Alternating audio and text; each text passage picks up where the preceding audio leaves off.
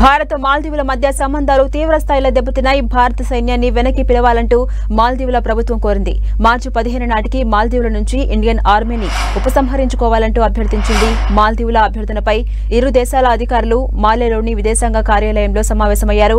మాల్దీవుల అభ్యర్థనపై చర్చించారు.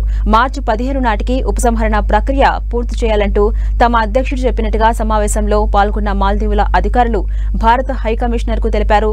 దీంతో పాటు భారత్తో చేసుకున్నటువంటి ద్వైపాక్షిక సంబంధాలను కూడా సమీక్షించనున్నట్టుగా ఆ దేశ వ్యవహారాల మంత్రి తెలిపారు. గతంలో మానవతా అవసరాల కోసం భారత్ ఇచ్చిన 2 హెలికాప్టర్స్ ను వినియోగించడం ఆపేయాలంటూ అధ్యక్షుడు మహమ్మద్ ముయిజ్జు ఆదేశించినట్టుగా తెలిపారు. ప్రస్తుతం మాల్దీవుల్లో 77 మంది భారత సైనికులు విధులు నిర్వర్తిస్తున్నారు. గత ఏడాది నవంబర్లో జరిగిన అధ్యక్ష ఎన్నికల్లో విజయం సాధించిన తర్వాత సైన్యాన్ని ఉపసంహరించుకోవాలంటూ ముయిజ్జు భారత్ను కోరారు. ఇక ముయిజ్జు అధ్యక్ష బాధ్యతలు చేపట్టిన తర్వాత చైనా పర్యటనకు వెళ్లి డ్రాగన్ దేశంతో పలు ఒప్పందాలు కూడా చేసుకున్నారు. 3 రోజుల కింద స్వదేశానికి వచ్చిన తర్వాత ఏ దేశం పేరును నేరుగా ప్రస్తావించకుండా కీలక వ్యాఖ్యలు చేశారు. భౌగోళికంగా చిన్న దేశం అయినంత మాత్రాన తమను బెదిరించడం తగదని, అందుకు ఎవరికీ లైసెన్స్ ఇవ్వలేదంటూ కామెంట్ చేశారు.